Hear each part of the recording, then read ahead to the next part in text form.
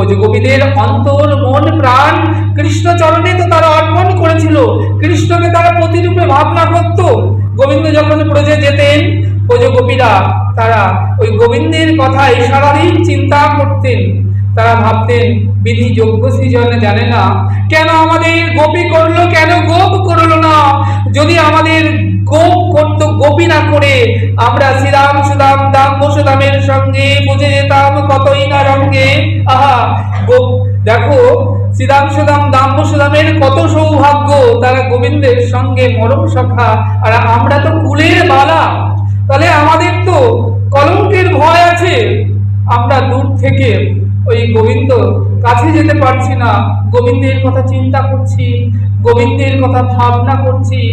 গোবিন্দ গোচরণে গিয়ে যখন বংশীতে ধ্বনিত করতেন, ব্রজগোপীরা সেই মন প্রাণ দিয়ে বংশীর ধ্বনি শ্রবণ করতেন, আর সেই ধ্বনি শুনতে যখন গাভীরা পর্যন্ত কোনো কিছু তৃণলতা গুল্ম আহার করতেন, চিবাতে তখন তারা বংশীর ধ্বনি শ্রবণ করে সেই যে তৃণলতা মুখের মধ্যে নিয়েছেন, তারা আর চিবাতে পারতেন না, না পারতেন চিবাতে, না পারতেন গিলতে, না পারতেন ফেলতে।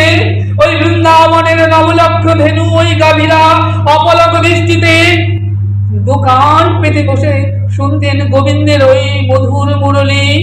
এই মুরলীর ধ্বনি শুনে যমুনার কালো জল শক্ত হয়ে যেত, পাথরের মতো হয়ে যেত।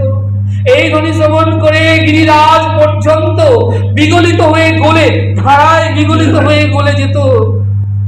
ব্রজগোপীরা বলতেন, সখী দেখ দেখ আমাদের প্রাণনাথের মুরলীর ধ্বনি শ্রবণ কর, কি মধুর সে ধ্বনি, কি অপরূপ, যেন আমাদের সব কিছু হারিয়ে যায়, মন প্রাণ দেহ গেহ সব ওই মুরলীর টানে যেন ভেসে যায়। বর্ষাকালে দুকুল ছাপিয়ে যখন নদী ভেসে চলে সাগরের দিকে, কে আটকাবে তাকে? দুকুল ভাসিয়ে গ্রাম শহর সব ভাসিয়ে নিয়ে চলে যায়।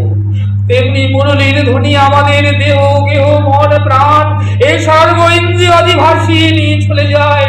আমরা যেন কেমন হয়ে যায়, অপলক দৃষ্টিতে ব্রজগোপীরা তাকিয়ে থাকে, ওই দোকান পেতে বসে থাকে, মুরলীর ধ্বনি শ্রবণ করতে।